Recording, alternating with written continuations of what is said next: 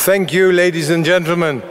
If you'll allow me, let us start with the first session of this afternoon, which is going to be a plenary discussion about South-South cooperation and the Belden Road Initiative. And the way that we are going to do this is we have two very exciting keynote speeches, and I will then invite a group of international thinkers to join me on the stage to have a discussion about sustainable development, the Sustainable Development Goals, South-South cooperation, and the role of bamboo and rattan. And before I do that, I will tell you a little bit more about my thoughts of the Congress. But first, let me invite the Associate Vice President of the International Fund for Agriculture Development, Mrs. Charlotte Salford, to give us her thoughts about South-South cooperation and sustainable development. Thank you very much, Mr. Chairman, Excellencies, distinguished guests, and colleagues. IFAD recognizes that South-South triangular cooperation is an important instrument for development. On one hand, SSTC helps increase the productivity of smallholder farmers living in remote rural areas. On the other, it strengthens their food security, nutrition, and boosts their incomes. SSTC is therefore an essential and mutually reinforcing component of IFAD's evolving business model. It takes its place along policy engagement, partnership building, knowledge management, and reimbursable technical assistance. All these tools helps us to deliver assistance to developing member states and ultimately achieve better results on the ground. Here I would like to single out the keen interest of China in helping IFAD operationalize this instrument. China and IFAD recently established the SSTC facility to mobilize knowledge, expertise, and resources from the Global South. In addition, as part of our international reorganization, the IFAD country office in China is now one of the 3 SSTC knowledge centers. Together, IFAD and China will accelerate rural poverty alleviation, enhance rural productivity, advance rural transformation, and promote investments between developing countries. Let me highlight an example of how IFAD, China, and INBAR are collaborating to integrate SSTC as a key developing instrument. As you know, many African countries have significant bamboo resources. These resources hold tremendous potential for afforestation and reforestation in the mountainous and degraded areas of the continent. Apart from enhancing environmental management, developing bamboo resources can generate income and create jobs to strengthen poor bamboo livelihoods. I seem to have lost my telephone. In recognition of this potential, IFAD approved funding in 2017 for INBAR to lead an exciting new initiative, the Inter-Africa Bamboo Smallholder Farmers Livelihood Development Program. We are investing $2.5 million in the program, and it will also benefit from $2.8 million in kind co-financing. Over 3 years, the program will build on recent INBAR-IFAD work in Ethiopia and Madagascar. It will twin these countries to partner with Ghana and Cameroon to replicate and share lessons learned through intra-African South-South partnerships. Chinese partners will provide additional expertise to help develop the bamboo sector across all countries. At least 30,000 poor smallholder farmers and community members in rural areas will benefit, particularly women and youth. By planting bamboo and pursuing value-added activities, these farmers are expected to improve their income and employment opportunities. In addition, the program will provide indirect benefits for many other stakeholders. These include government agencies that support rural development, environment security, food security, and enterprise development. Civil society and rural extension programs will also benefit, and so will ongoing IFAD and donor projects, including international agricultural research centers. I'm thinking specifically of the Center for International Forestry Research and the World Agroforestry Center. It's also fair to say the initiative will increase knowledge. Lessons learned could eventually benefit policymakers at institutional and national levels. For all these reasons, the Bamboo Initiative is poised to make a huge difference, especially with INBAR in the lead.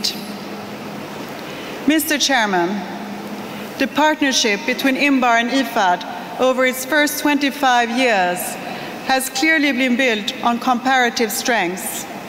Together, we share many commitments, in particular, the following 5. First, scaling up and diversifying bamboo value chains to promote industrialization and develop investment opportunities. Second, carrying out accurate resource assessment and strengthening institutions to enable wide-scale implementation of relevant programs. Third, boosting market demand for bamboo resources and improving planting, delivery systems and management to reverse land degradation, reduce erosion, and protect watersheds. Fourth, integrating bamboo into country development plans, particularly for climate change. And lastly, enhance South-South cooperation within Africa, between Africa and China, and beyond Africa and China. No doubt, as we move forward, further opportunities for collaboration will arise to support sustainable rural transformation, particularly through South-South triangular cooperation. In fact, given the presence of so many key players here today, some of these opportunities may well emerge in this Congress over the next few days. As you can imagine, our President, President Tungbu, will be expecting a full report from us. So rest assured, I will be actively participating in this and further dialogue during the Congress. Together, I am confident that we can advance our common cause. Thank you very much.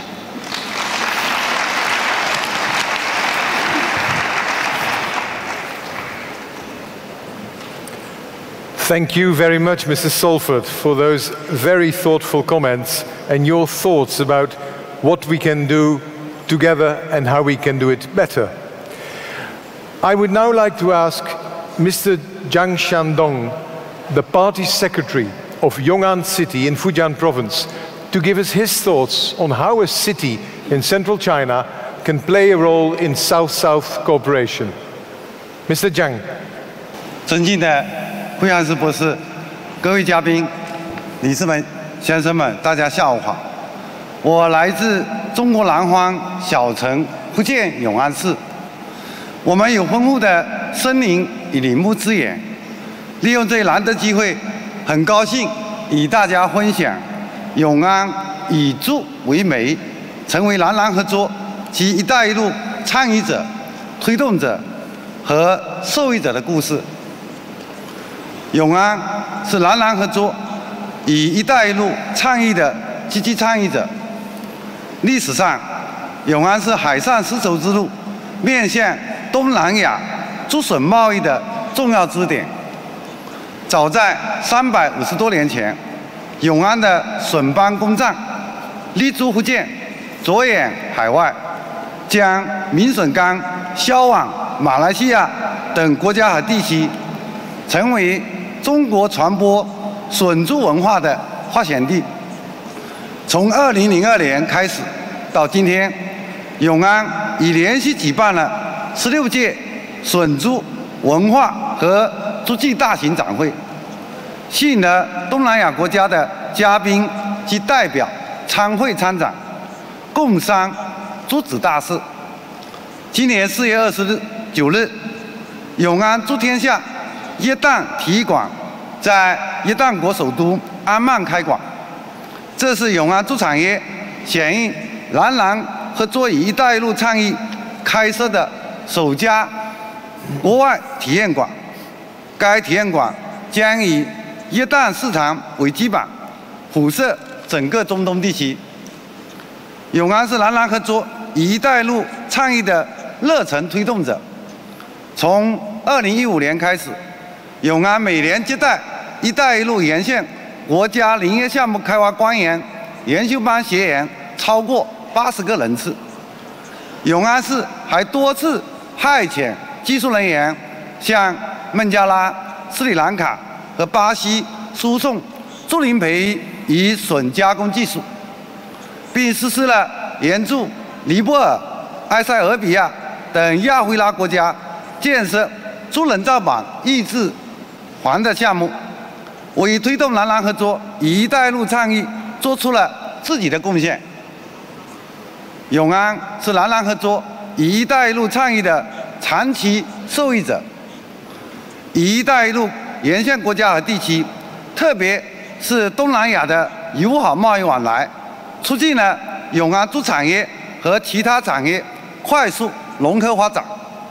目前，永安是中国唯一的国家猪产业科技示范园区，猪产业成为永安农民增收最快的项目。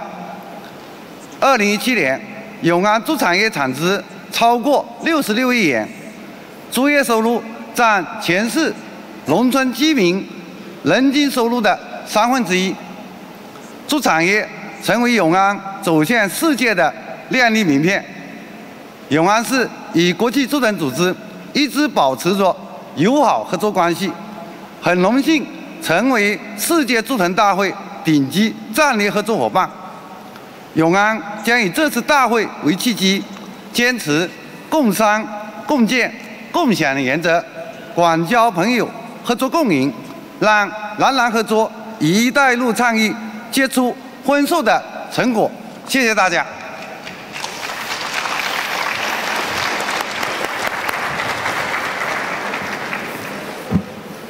Thank you, Party Secretary.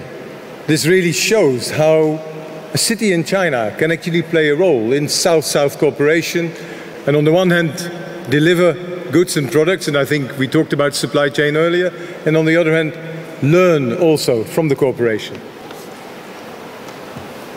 Can you switch on the headphone? Ladies and gentlemen, what I want to do, as I say, is basically tell you a little bit more about what we expect this afternoon. And really, after these two introductions, go a bit further. And that is the wrong slide. You know, I have spent many hours in meetings, and we talk a lot. And not always do we really get results. How can we make sure that this Congress is going to be different? And that this is not just a talk shop, but we actually get something out of it. Two things. One is, we are talking about these two amazing plants, bamboo and rattan. And for me, this is sustainability embodied. The other thing is, we've already heard some of the commitments. We've signed some contracts. We've heard ministers say what they are going to be doing. And there is already, I think, some action going. But we're going to do more. And I just want to run you through what you can expect in the next few days, and in the same time, reflect on some of these things, why bamboo and rattan is important. So, what are we trying to get out of this? Where are we going? You know, one thing is, as we've already said, bamboo and rattan, although many people think are Asian plants, actually occur throughout the global south. And we will have sessions about Africa. This afternoon, we have a session with the Gaborone Declaration for Sustainability in Africa to look about the value that bamboo and rattan mean in ecosystem services. And tomorrow, we're having 3 sessions about Africa, A West African session, we're looking at bamboo for furniture production. A Central Africa session where we're talking about the new office that we are starting and a new partnership with COMIFAC, the Central African Forest Agency. And East Africa, we already heard from Madam Speaker, this new training center. But there's also bamboo in Latin America. I was in Mexico a few years ago during the World Congress there, and we will have a couple of very interesting discussions this afternoon about bamboo in the Andean region and collaboration between Peru, Colombia and Ecuador, and tomorrow a meeting of the heads of the national bamboo agencies in a number of Latin American countries, talking about development with bamboo. There's bamboo in the Pacific, did you know that? We're talking with the Pacific Island Development Forum about working together and see what we can do in the Pacific. This is Hawaii, by the way. But of course, most bamboos do grow in Asia. And we're very happy we have a large delegation from India, where there are massive resources, and India is making some real changes and strides into developing their resources. But of course, there are also lots of bamboo in China. We have Indian sessions this afternoon, tomorrow, and we have a lot of Chinese sessions, including our partners Yong'an, Yibing, and Meishan. One of the things that's already mentioned, and for me that really was an eye-opener, is the role bamboo can play for climate change. We will have a plenary tomorrow morning where we talk about this, and Pablo van der Lugt will give us a TED talk about bamboo and climate change. And then we have a number of parallel sessions to look at, how do you count CO2 in bamboo, life cycle analysis, sustainable forest management. And we're talking about land restoration. Whoa, too fast? Never mind. The slide there is a young kid planting bamboo in Tanzania. Tomorrow we're launching with FAO a report based on 9 case studies around the world where bamboo has been used to restore land, to control erosion. And we heard this morning from the Vice Ministers that is a key issue. Bamboo for energy, we've talked about it already a little bit, I think. Household energy, charcoal, and then you go one step further, gasifying. One of the first plants has started in Indonesia, in one of the small islands there on Mentawai Island, to use bamboo as a source for electricity. And you've seen in the entrance a blade. We are now making bamboo blades for wind turbines from bamboo. Amazing developments. A lot of what we talk about is bamboo, I have to admit, but INBAR is the organization for bamboo and rattan. And I'm very happy we now have a task force of rattan, and we have several sessions over the coming days to look at certification, to look at management, to look at specific rattan issues. One of which is to launch a report about terminology. You may think it's not important, but it's important to know what we talk about when we talk together. And of course, rattan is important for local livelihoods. SDG 1, looking at how we can bring people up from poverty into a new life. We have sessions on food security, we have sessions about poverty reduction, and we talk about the importance of bamboo in this respect. And Charlotte just mentioned it, one of the things is this new project between 4 countries in Africa, how we can provide livelihood support. Women, very important. Bamboo and rattan do provide means of living for women, and we will have a session on women empowerment to have basically case studies from women around the world that have used bamboo to make a living, to make a livelihood. Very exciting stuff, and we're going to hear from several of them how they have done it and what they're doing, and we're doing this together with UN Women. And we have some sessions to look at youth. I'm very glad that if I look around, there are actually quite a lot of young people. We have students coming from all over the world. And we will be looking at training and capacity building. We have a session tomorrow together with a number of partners to look at the possibility of establishing a global network of training facilities around the world, using existing and establishing new facilities in several parts of the world. I don't have to say anything about design, but let me make the point. 20 years ago, when I lived in Europe, people said, yeah, well, bamboo, the quality is not so good. look at this. This is from Yong'an, from one of our partners. The quality of material and of stuff that is being produced these days is amazing. And we have a number of business partners, a number of CEOs, company directors from China and around the world to talk about what they're making, to talk about their new developments, and to talk about how can they access the global market. How do you sell things in Europe, in the States? How do you sell things domestically? And what are the challenges, the opportunities, and how can we work together to make it happen? The last day is a day that looks at research, innovation, and construction. This is the Green School, and we have John Hardy here to give us a talk about this and his thinking of the Green School and how it came about. And then we have several presentations on research and innovation. Did you know you can make railway carriages from bamboo, fiber? We are doing a project to map the genes of every single bamboo in the world, 1642. And we're working with a company that is providing bamboo for the manufacturing of telegraph poles in Africa. And those are just some of the examples. We're talking about fiber, about textile. You will be able to see and talk with the researchers, with the scientists, with the experts, ask them questions and find out more. Before I end, a last point. I am a geographer, and habitats are part of my life. Bamboo is a habitat for a number of very iconic species. This golden monkey in Rwanda, but maybe more also the gorillas that you know of. There are other animals, including small froggies. This frog is from, whoa, there was a frog there, from Suriname. But of course, this is presumably the most iconic species that lives and depends on bamboo, the giant panda in China. And one of the sessions tomorrow is to discuss with the National Forest and Grassland Administration, UNESCO, and the 5 big international conservation organizations, how we can improve the habitat of this beast, of these little bears. And this is in relationship with the statement that China is thinking about establishing a massive national park, a new national park for bamboo and panda. So, just to give you an idea, these are the kind of things that we hope will happen, the kind of decisions we hope to make, the kind of achievements we hope to make, and I hope that this will give you an idea. Now, what I would like to do now is to invite my panelists to come to the floor with me, so we can use some of these ideas, some of these examples, we can build on the keynote speeches and talk a bit about sustainable development, SDGs, South-South cooperation. Can I please invite you? And I'm going to read officially the titles. Senator Villar, please.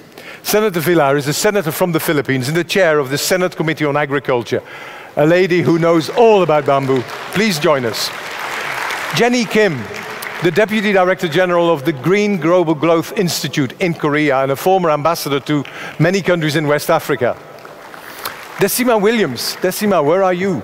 The former UN Special Advisor for the implementation of the Sustainable Development Goals. Gunther Pauli. There he is. Club of Rome, Zeri Foundation, a global thinker. François, can I ask you to join as well? François Martel is the Secretary General of the Pacific Island Development Forum based in Fiji. And certainly, last but not least, Paul van der Locht from the Netherlands Ministry of Foreign Affairs, the head of Food and Nutrition Security. But Charlotte, can I also ask you to join us in this discussion? As I said, I want to get your thoughts. So we have no prepared speeches. We just want to talk about, okay, what does this really mean?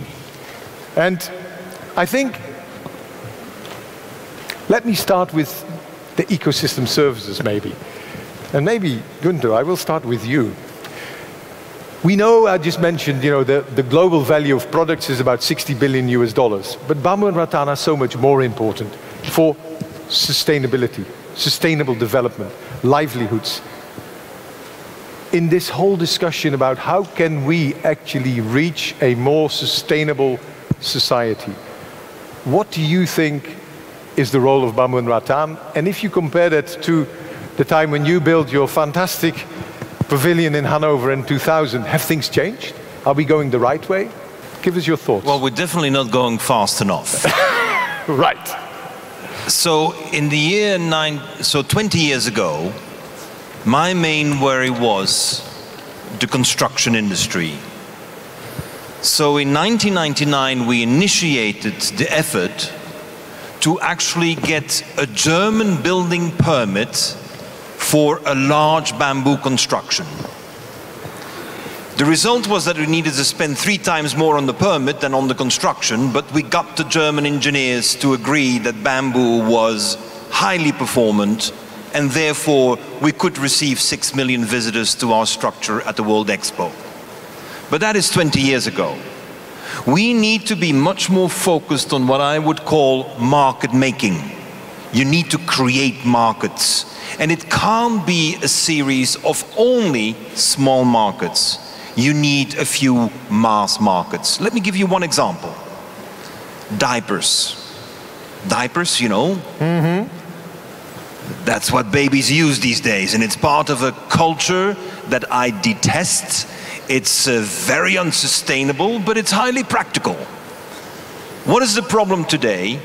That the fluff inside the diaper are genetically modified pine trees that are mining the soils around the world. Why don't we have a standard that the inside of the diaper should be a bamboo cellulose? Mm-hmm. Because with the bamboo, you can use the existing millions of hectares of plantations. Why do we have to keep on tolerating genetically modified pine trees and eucalyptus trees to do the same job? Of course, if I've invested in eucalyptus, I think it's a great idea. But if we look at it from the ecosystem services that are provided by bamboo, with everything that we've discussed, it is nonsense to permit the planting of these pines and eucalyptus. Mm-hmm. You're mining the soil versus the building up of massive amounts, not only of social development, of carbon sequestration, of water services, etc., that we all have heard this morning. And to me, that requires political leadership. The political leadership should make a choice. Are we looking at the substitution of a cellulose that is grown at a cheap price, eucalyptus and pine, or are we looking at a cellulose that is providing massive system services, ecosystem services? And I think that requires leadership from China, from the Philippines, from India, the countries where these diapers are making in the next 10 years major inroads. Great. Get it right now. Thank you. It's $1 billion industry, and if you make the market, capital will follow. Fantastic. Anybody wants to respond to that? I knew Gunther would make me feel bad. I have 2 little kids, so and I'm not sure whether there's bamboo in the diaper. But I fully agree that, I mean, the whole point is that the better alternative becomes the market. And for that, I think it sometimes needs public-private connections to make that happen, to do the first research and to get to that point. So just in full agreement, thank you. Right. You know, one of the questions that I have, and maybe I ask you, Senator, to enlighten us. We are an intergovernmental organization, and in a way, therefore, we work with the governments. And what you're saying is, this is private sector, isn't it? We need to engage more with the private sector. How would you advise us we do that, Senator? You represent one of our members, in a way. What would your advice be? I think we should do both. We will ask the private sector to do their thing, and we will have the government to do their thing also. Like in the Philippines, bamboo is part of our greening program of the government. Our previous president issued an executive order that 20% of our greening program should go to bamboo.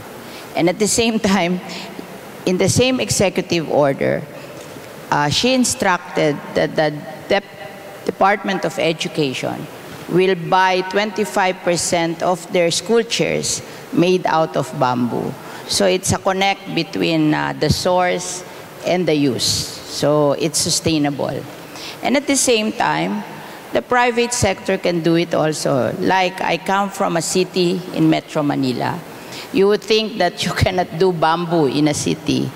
But in our city, we planted bamboo along the river. We have 2 rivers measuring 56 kilometers. And then we did that because we have a livelihood project, a livelihood, 3-generation livelihood program, wherein our poor people are doing bamboo lanterns out of bamboo. So we thought that we should plant the bamboo, so that will be the source of raw materials for them to continue our 3-generation livelihood of making bamboo lanterns. And at the same time, I built a small factory making home stairs out of bamboo. It's engineered bamboo. We own the biggest home building company in the Philippines, so I thought that that's a good market. So I will make stairs to be used in our houses made of bamboo. So it's both the private sector and the government sector doing their thing. Because if it's only one, then maybe we cannot impact, we will not have a big impact on the economy. So this is better. Private-public partnerships. I think that's a very sensible way of going ahead. Jenny, can I ask you, we just talked about urban. GGGI has a particular focus on urban development. Absolutely, absolutely. Actually, I would like to say that this is my first mission trip abroad as the Deputy Director General of the Global Green Growth Institute. And I intentionally picked up this Congress because bamboo and rattan is very interesting topic, number one. And number two, actually South-to-South cooperation is very important subject as well in Global Green Growth Institute.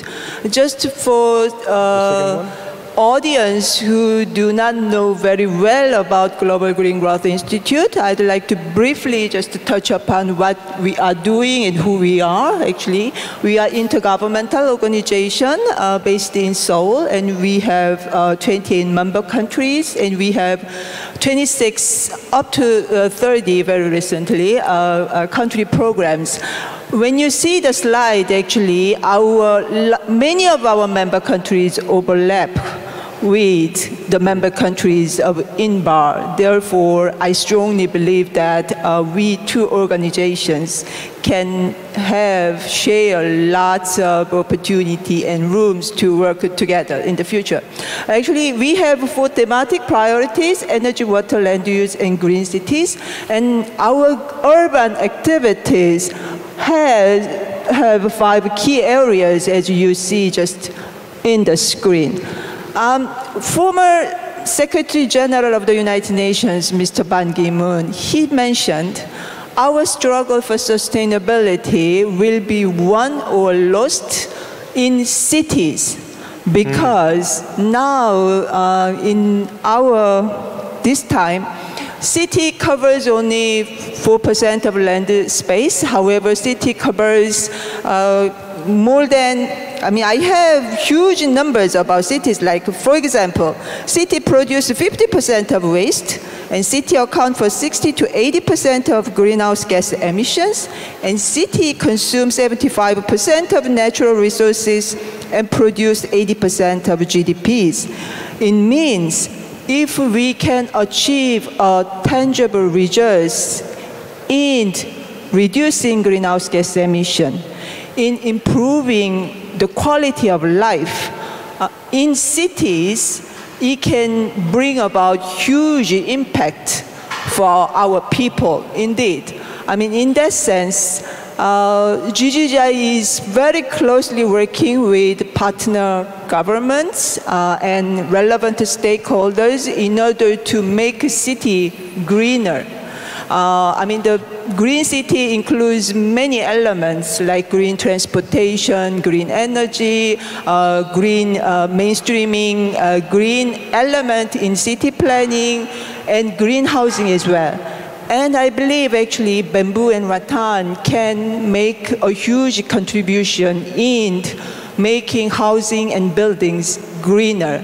I think that's why we, the INBAR and Global Green Growth Institute, we signed the MOU to work together, and we also very recently launched the project about producing business model for green, low-cost housing. I think this is the area we can work together. Thank you. Yes, looking at how bamboo can help with low-cost, social and affordable housing. I think what you mentioned also is, of course, if you can reduce the carbon footprint of your housing sector in the cities, you will indirectly help the rural areas and small island states by reducing the impact of climate change. And that, Dessima, brings me immediately to you. Because when we talk about small island states, we talk about Grenada, and we talk about one of your other hats, which was representing the SIDS. Thank you very much, Sudan. Yes. Yes, great. Let me first begin by thanking you, INBAR, and actually congratulating INBAR for all the exciting work you've been doing over the last 20 years, and for this Congress. And to thank the government of China and INBAR for the BARC. I think it's, as we look out at this, this ocean of humanity, I'm sure that it is a good slice of what the world is all about. So it's great to be here to participate in this policy dialogue.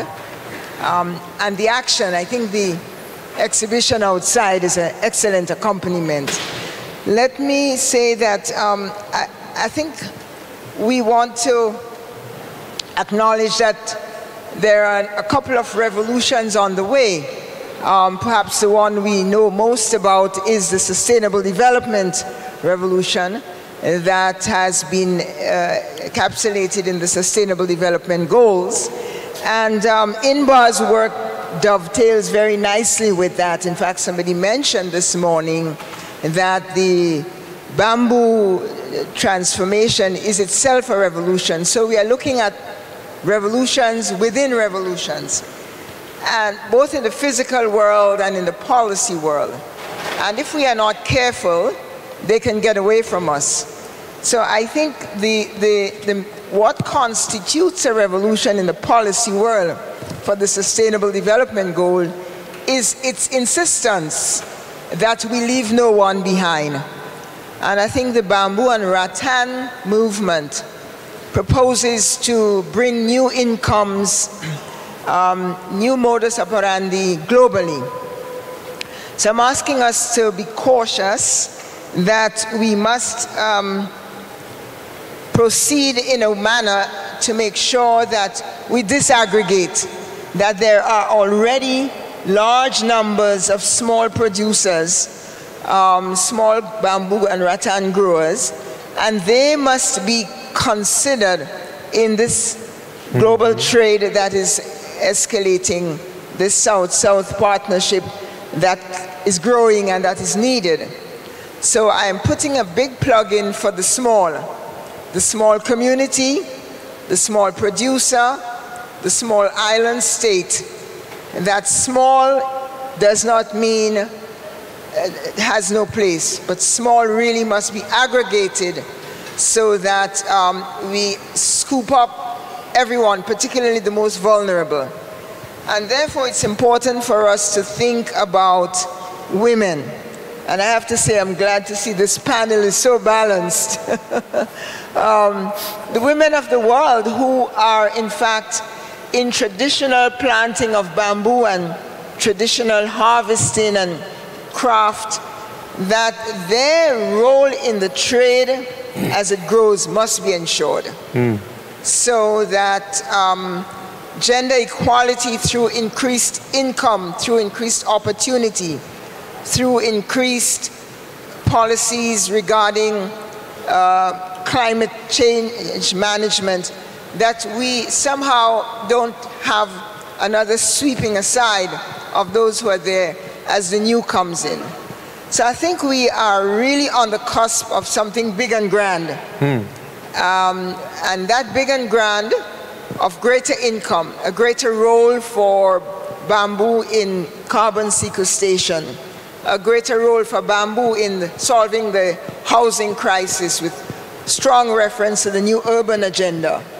A greater role for bamboo and rattan in global trade, bringing about a greater balance between the North and the South in trade rules and in closing the trade deficits.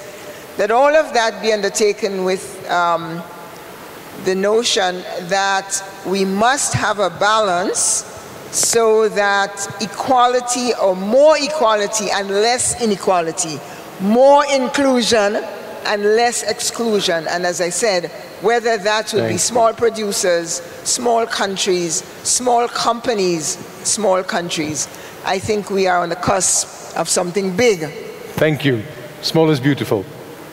Small is critical. Paul, the Netherlands is supporting a bamboo project in East Africa. There's no bamboo in the Netherlands, although one of your big importers is in the Netherlands, and they're here somewhere. So yes, there is a connection.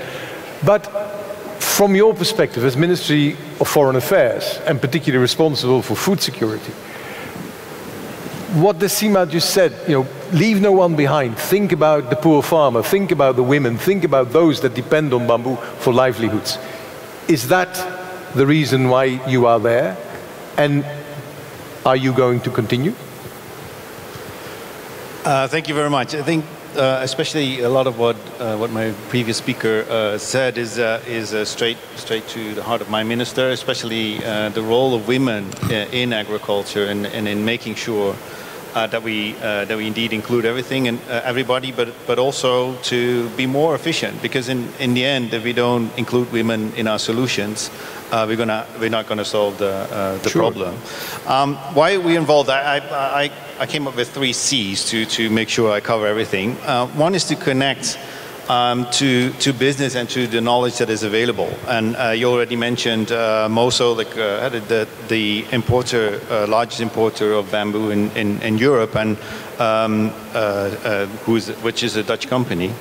And by connecting them to this South-South and tripartite cooperation with INBAR, we are sure we have a critical voice of the private sector, because the only way to make sure that the outcomes will fit the private sector is not to sort of get them in at the end of it. And I know that in the project they have they're very strict with our partners in Uganda, Kenya, and Uganda. Yeah, that's right. Yeah. To tell them, like, you really have to increase the quality if you want to produce for market, whether that's the local market or whether that's the international market, and I think that's a big benefit. But also to knowledge. Of course, we have the Wageningen Agriculture University, and I already met a few people that have done courses there, and I think connecting that what we have to offer in projects is one of the key things that we try to do. Another thing is connecting the SDGs. I think that there's a risk with the SDG that everybody sort of runs into its own SDG and forgets that it's all interconnected. I work in a department that I'm responsible for food security, but also deals with water, climate, energy, and circular economy.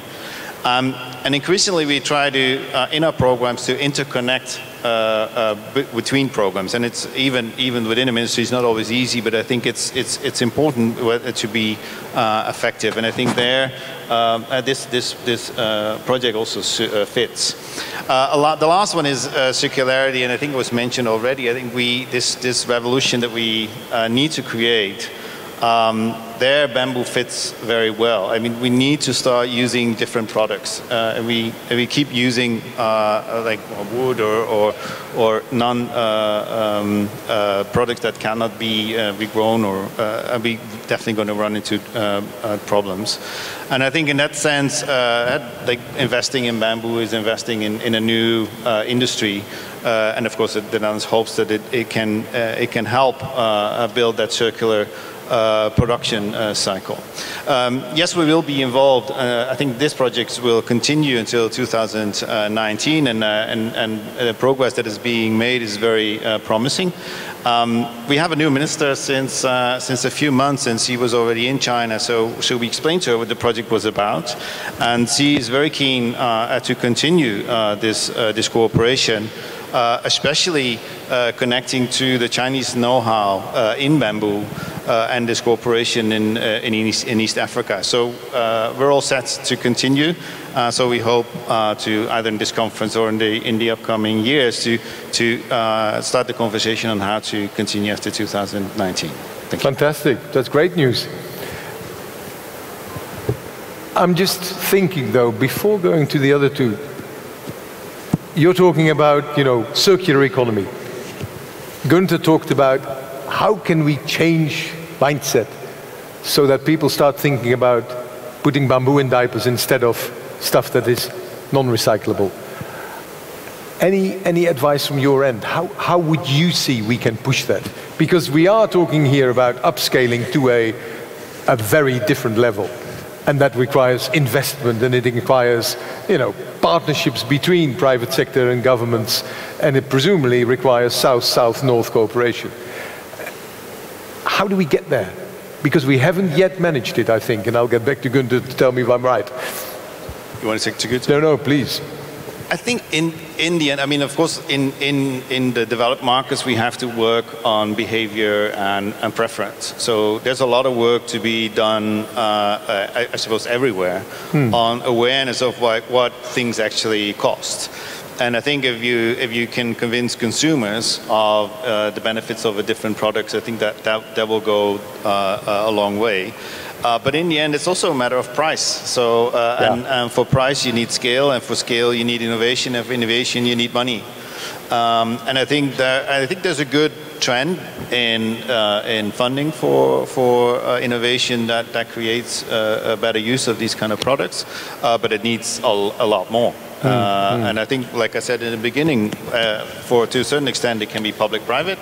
I think China does a lot in that field, and we're trying to do this as well. But it's creating the right market conditions all the way through the chain. We still have a way to go, unfortunately, but I think we're on the right path, that's for sure. There is some amazing innovation here. I mean, I just mentioned a few things, but when you walk around, there's some really cool stuff being done. Francois, if I take that circular economy argument, at the moment, I mean, all the news is about how do we get rid of plastics because of the marine pollution. You live in the Pacific, this must be something that totally affects and bothers you. One of my questions is, so why don't we make all coffee cups of bamboo fiber? Why don't we have all straws made from bamboo? What is the problem? Again, everybody talks about it, but it doesn't happen.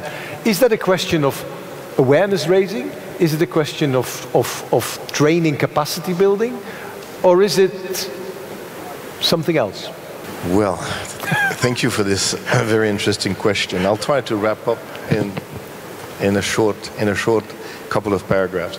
But essentially, in the Pacific Islands, the bamboo is actually an indigenous species that you find in almost all Pacific Islands. You find traditional uses of bamboo everywhere. There's when a plant doesn't have a vernacular name, it means it has no use. And with societies that are 3,000 years old, when you have a vernacular name, that's an indication that there is a usage for this particular plant and species. So there are accounted, I think, 14 vernacular names for the Pacific Islands. As you know, there are 14 Pacific Island states, and then there are another 6 territories as well. So bamboo is there. There was also an expertise at the beginning of the 1990s. The FAO worked closely in trying to introduce the concept of bamboo development in the Pacific, using resources already existing and introducing some species, including rattan. But we had, I believe, and we did an extensive research before I came here to make sure that I was going to say the right thing, but there were only one that we can actually identify, 1 or 2 workshops in the last 15 years focusing on bamboo. Now, my organization, not only 1 workshop, but also 1 particular dedicated publication on the potential for bamboo in the Pacific Islands. And I think the theme for us is truly poverty eradication and alleviation. And our organization was actually born on the same month as the SDGs in New York, but we were born in Suva. So our organization has basically the SDGs as part of our DNA. But beyond that, all the elements that have been eloquently provided by the ambassador, particularly in relation to women empowerment, to poverty alleviation, to community livelihoods for small islands, is critical. And remember, when you work in small islands, you can do things at scale. You have a small island of 35 square kilometers. You can actually achieve quite a lot with a population of 10,000 people that are dependent on their natural resources. So this is an advantage of actually potentially using that resource. At the organization, the Pacific Islands Development Forum, our main objectives is sustainable development and poverty alleviation, but through green growth. Green growth in what we call the Pacific Blue Economy. It's a slightly different definition of the blue economy of my colleague Gunther, but it works basically in the same concept of circular economy. And this is where there is a potential. We've identified bamboo as one of those resources, natural resources already used with a lot of potential to actually be not only planted, but actually use the South-South cooperation, lessons learned and capacity building potential that we see in China, in Indonesia, in India, in other Southeast Asian country. Now I realize also South America and Africa, to actually use this capacity in order to, and for INBAR to be that instrument. Because I really see bamboo as one of the resources that could be the motor for engaging Oceania in the Belt and Road Initiative in particular, because it's one resource that exists across all Pacific Islands, where China has already an extremely good expertise. But, you know, and why is it that we cannot move from the technical leadership to the political leadership that was referred to by Gunther and by the ambassador? I'll give you the example of the Fiji Minister for Women, Children and Poverty Alleviation. She was invited by the government of China to visit bamboo industry facilities and bamboo development projects across China. She returned to Fiji, and she is now the leader, political leader, pushing for programs for poverty alleviation in Fiji. And basically, the Forestry Department is now responding to the demand from the Ministry of Women, Children and Poverty Alleviation. That's political leadership. True. In order to achieve this, you need to engage more political leaders in fact-finding missions like this one, so that you move from the technical level to the political level leadership. Thank you.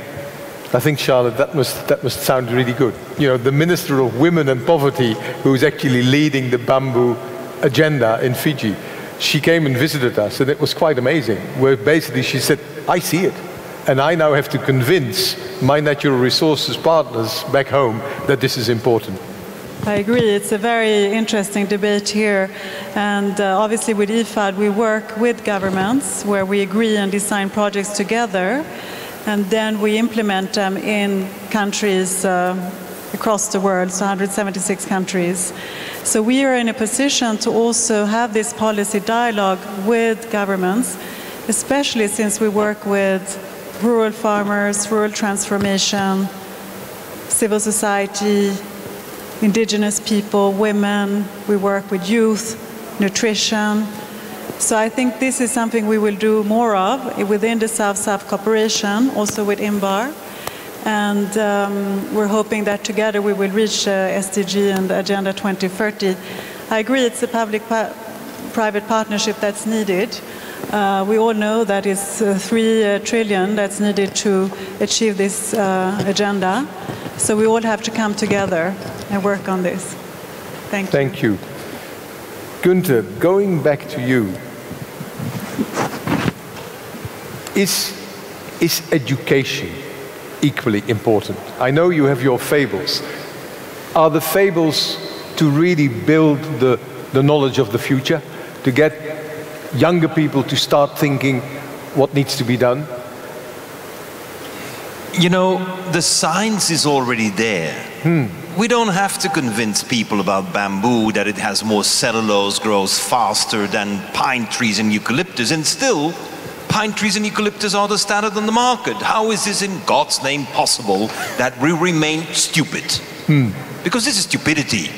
I mean, the bamboo grows a multiple faster, and we know per hectare over 50 years, you generate 60 times more cellulose than you ever can do with these GMO trees. So I don't get it. And you absorb Who is CO2. missing it? So, the biggest hoax we have in the world is policymakers promising and not delivering. I'm sorry. This is really a problem. We need, therefore, to inspire the next generation. Right. We don't have to sit here and complain. We have to take steps so that the young generation says, how was it ever possible our parents didn't act on this? And so that is, to me, one of the key things. We don't have to teach the children. We have to inspire them. And the inspiration is what we're missing today. And bamboo is such an inspiring product. I mean, this is it. Fantastic. I think Senator Villar wants to respond. I think you come from a developed country where communication is developed. I think in our country, in developing countries, you have to teach because you don't assume that they know, especially the poor people in the rural areas. So right now we're establishing farm schools in every town in the Philippines, and we will ask them to teach bamboo courses in those farm schools because we cannot assume that they know it. We have to teach them. Maybe in developed countries you don't, but in developing countries you cannot assume that the people from the rural areas who are not basically educated have to be educated. I cannot agree with that. I am so sorry. You do not teach, definitely not the poor, and me certainly as a white person, I should not ever engage into that. But I have worked in Colombia. We've created and helped create in Colombia, and my friends from Colombia are here, more than 7,000 jobs in the bamboo industry by inspiring people to use what's been around in nature for thousands of years. Please reach out, don't teach. But I think, to be honest, Senator Villar, you are reaching out. Yeah, we and are you reaching are inspiring. out. We're building farm school in every town in the Philippines so we can reach out because that's the only way you will reach the farmers and their children. We cannot assume that they know. In fact, there is a study by our Philippine Institute of Development Studies why they are not profitable, they're not competitive because they lack the technical expertise, they lack financial literacy, they do not know what to do that will make them get out of poverty. So we're teaching.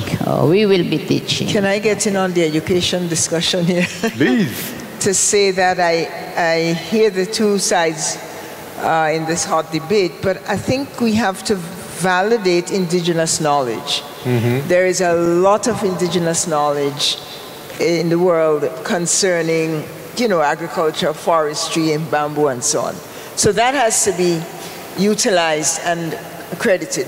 But what I hear you say is, thank you. What I hear you say also, I think, speaks to modernization and innovation and new ways of doing things that are sustainable. SDG goal number 4.7 speaks to that. Education for sustainable development, so that the poor understand how to maintain or create and maintain a livelihood. But it is very important for people like you, excuse me, so that the young people that you want to inspire, we need to inspire them around justice, around limits, around sustainability, so that their consumption patterns don't outstrip and overconsume, so that we end up, producing more, but in the same warped consumption patterns that doesn't really solve the problem. So I think we all need a good dose of education for sustainable development, for sustainable living, not just for creativity, but how to do it in a manner that spreads it now, spreads it beyond. Thank you. Francois, you want to say something? But no, No, I totally agree.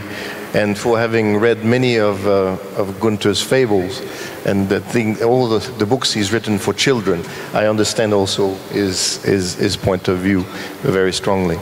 But one thing that I wanted to mention, just 2 days ago I was at the opening of the Fiji Women Expo 2018, and there were like 350 women groups that were presenting their fair, all traditional.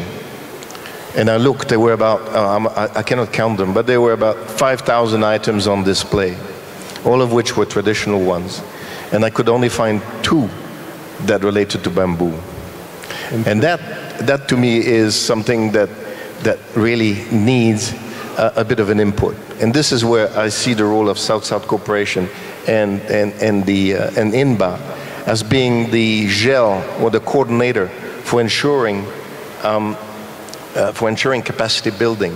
That's why we're working together on the Fiji Bamboo Center, where we would be able to actually bring people to see activities, to look at research, because there's one thing in the Pacific that we don't have anymore: extension. We used to have extension officers everywhere. In Samoa, in Solomon Islands, in Fiji. Now this doesn't exist anymore. Right. So you don't go to rural communities anymore. You expect them to come to you. So I think there's really some good lessons to be learned from what's happening in our friends in Southeast Asia in particular. So the other element that's really important is the relationship with the effectiveness of training or capacity building. And one of the key elements, what I've found the most successful in the Pacific, is peer-to-peer learning or exchanges of local communities, of architects, of designers and builders on the experiences with bamboo. And I think that would be a very, very, very strong component, should be a strong component of any capacity building and training center exchanges. I've seen some fantastic, particularly on biodiversity conservation and other examples of Maori tribes working with Kanak tribes in New Caledonia and actually exchanging on, although they are completely different races, they are amazingly able to actually absorb from other indigenous people. And I think we should focus on that. Is it realistic to have a training center? Are we going to have one? Well, if you help me working with the government of China on funding it, I think we will have a successful one. I hope I send my message loud and clear.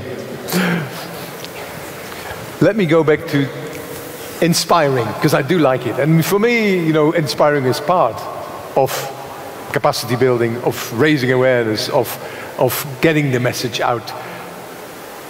Jenny, can I ask you, what is, you were saying earlier, you seem to agree. Tell me. Yes, actually, even in this discussion, I see huge convergence in our views about the necessity of South-South cooperation and trilateral cooperation.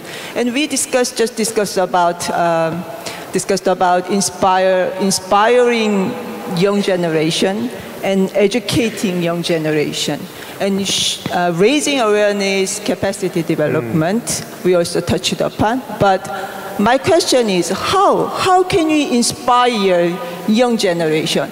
How we are going to educate young people? How can we raise awareness among people? I think the first thing we have to do is, under the strong partnership, first of all, we have to excavate, we have to dig up success stories and good examples. We have to present evidences of success, taking advantage of bamboo and rattan to general people, to outside stakeholders, to young generation. Because people sometimes are very hesitant to accept something new. People sometimes are very hesitant, very slow in changing attitude or in changing concept. But when they are introduced by evidences, good stories and success examples, they can easily accept and they will make efforts to follow them.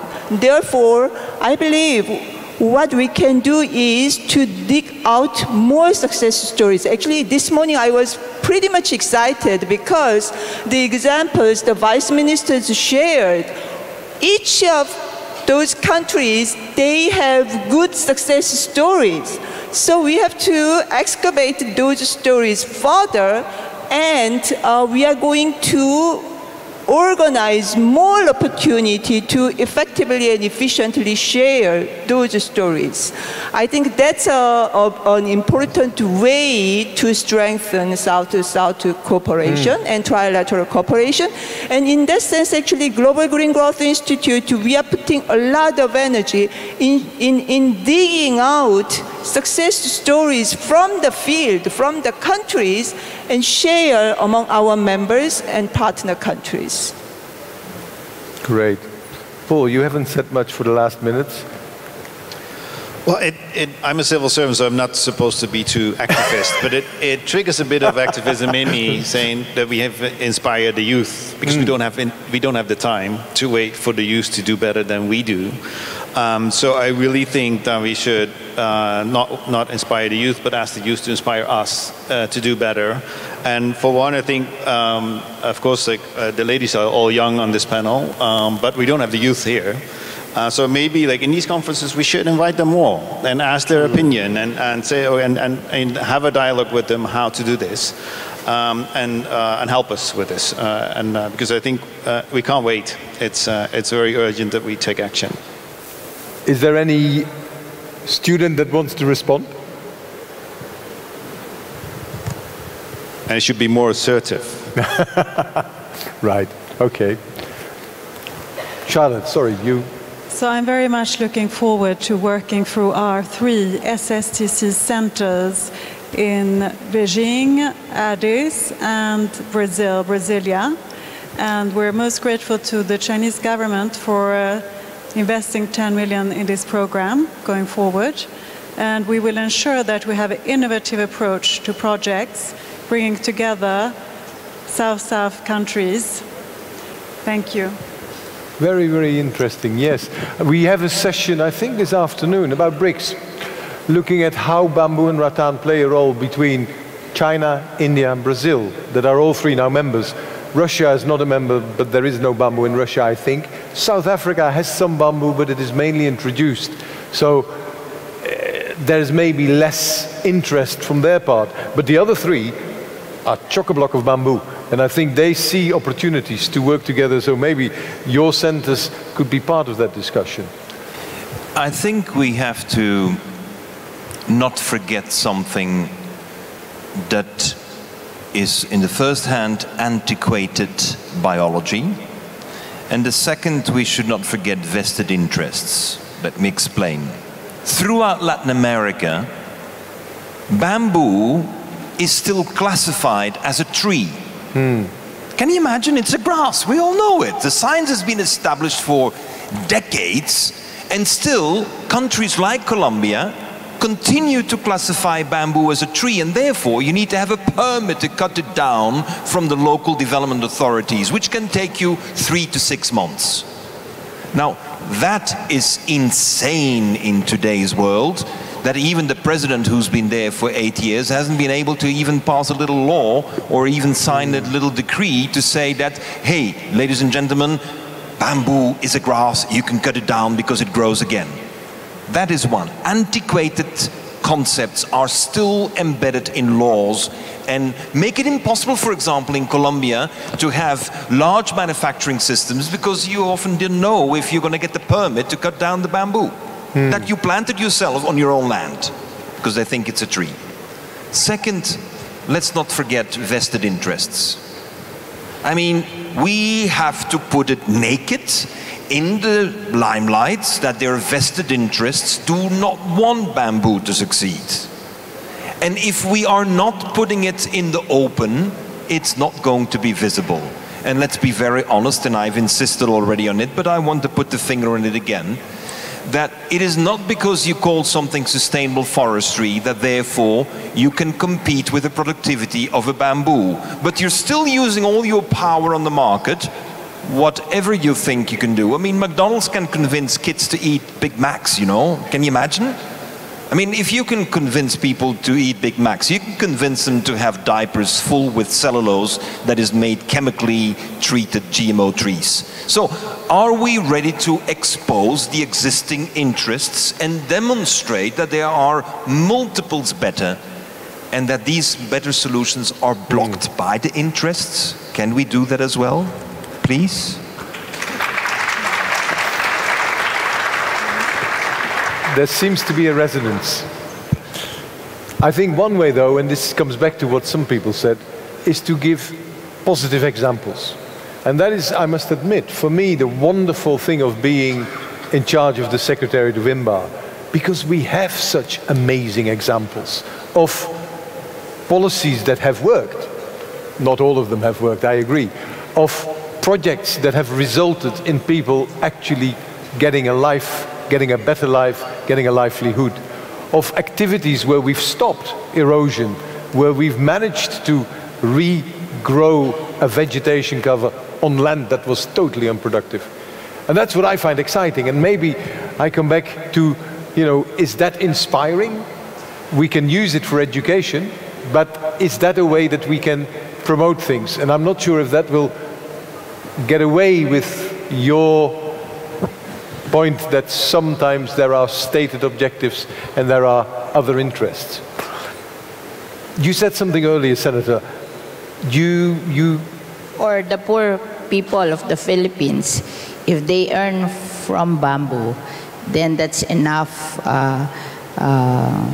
inspiration for them to plant bamboo.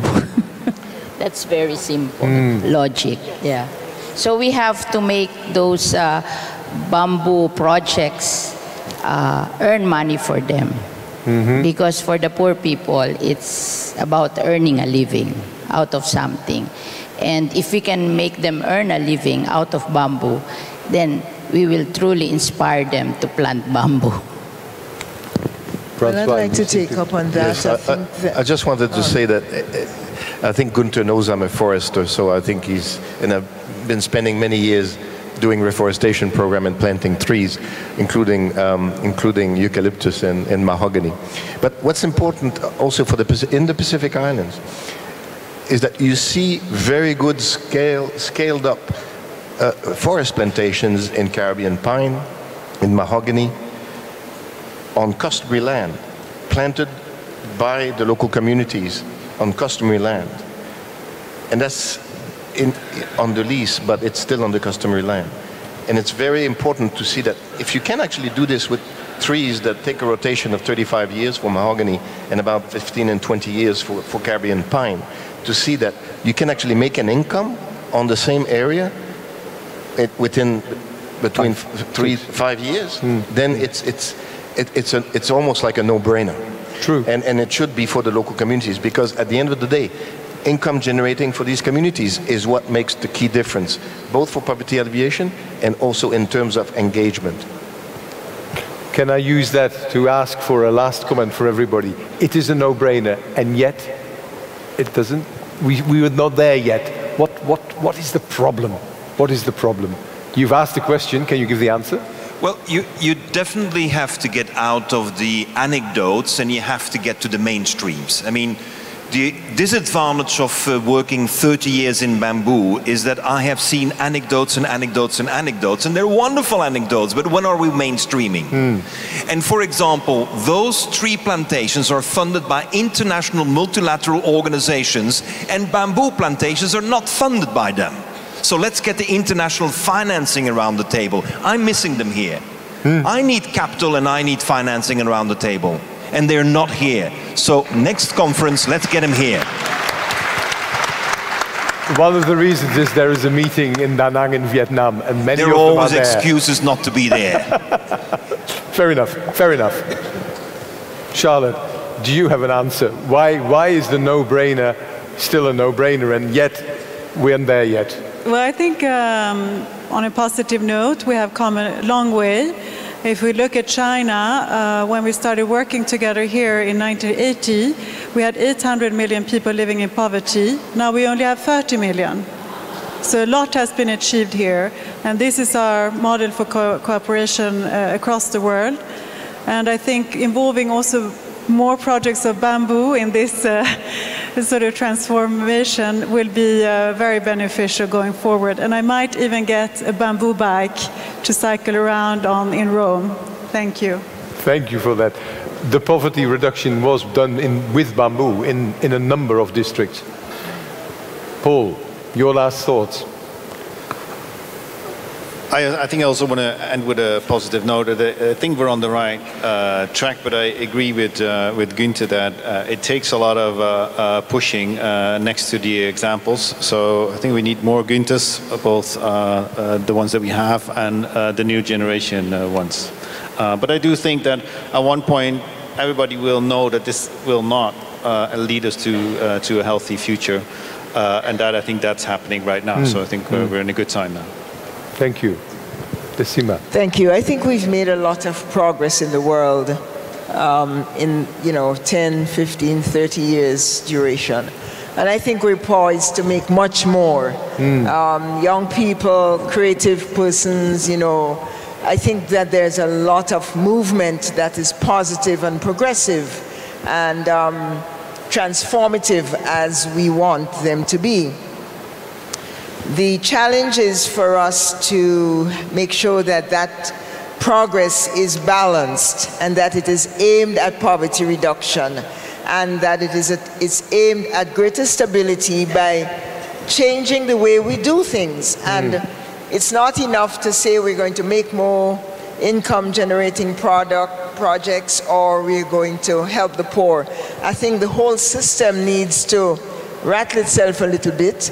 And in the Caribbean, for example, we have done bamboo for, very long time.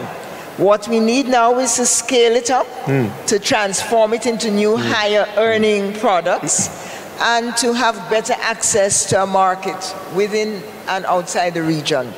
And those are our challenges. And I think South-South cooperation can help with that. I also want to put out the appeal for financing for small and medium-sized businesses throughout the Caribbean region interested in that sort of partnership.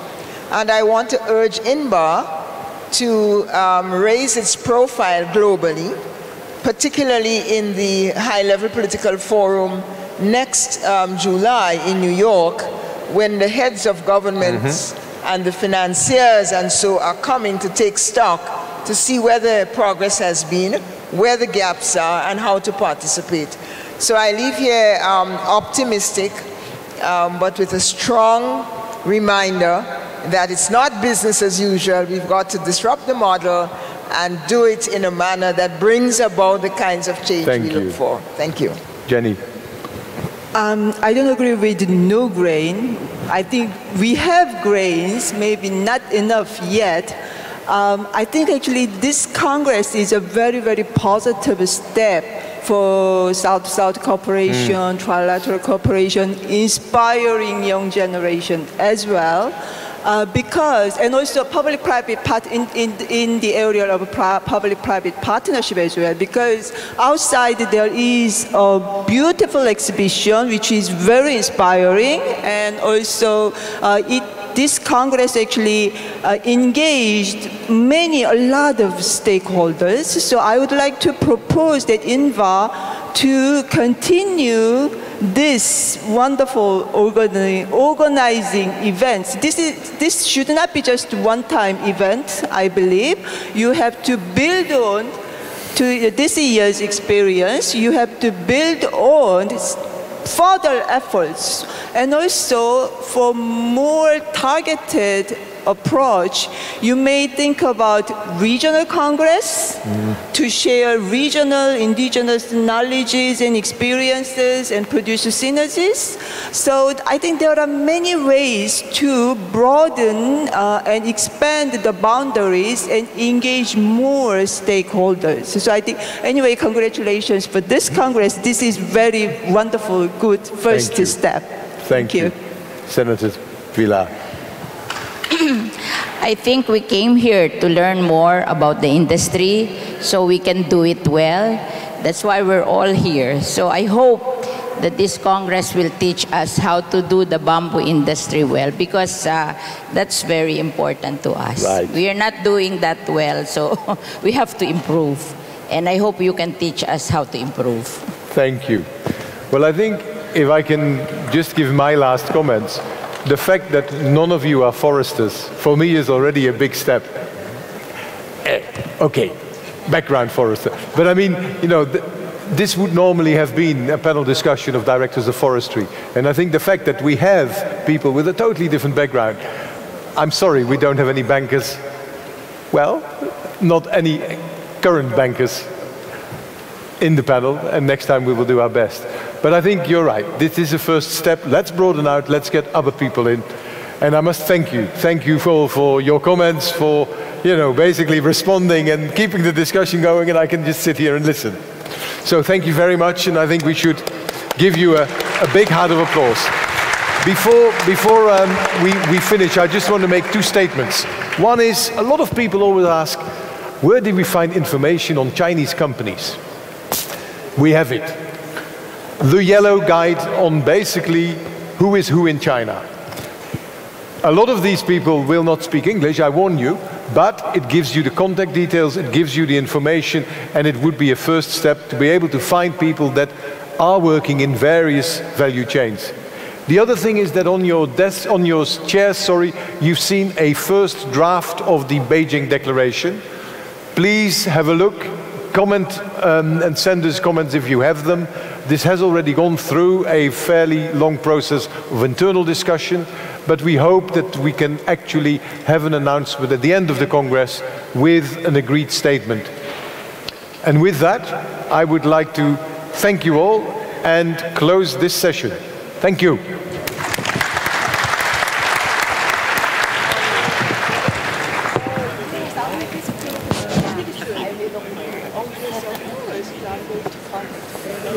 Thank you. Thank you very much. Thank you. Congratulations. Ladies and gentlemen, this is the end of today's plenary session. There will be a tea break from 3:30 p.m. to 4 p.m. Thematic sessions will be held on the 3rd and 4th floor starting from 4 p.m. You're welcome to attend any sessions using the same simultaneous translation receiver. Please return the receiver to the registration area after it has been used. Thank you for your cooperation. 尊敬的各位来宾，今天的全体大会到此结束。下午3点半到4点是茶歇时间。下午4点主题会议开始，您可以自由到3楼、4楼会议室参加您感兴趣的主题会议。同传耳机请在主题会议结束后交回注册台。感谢您的合作。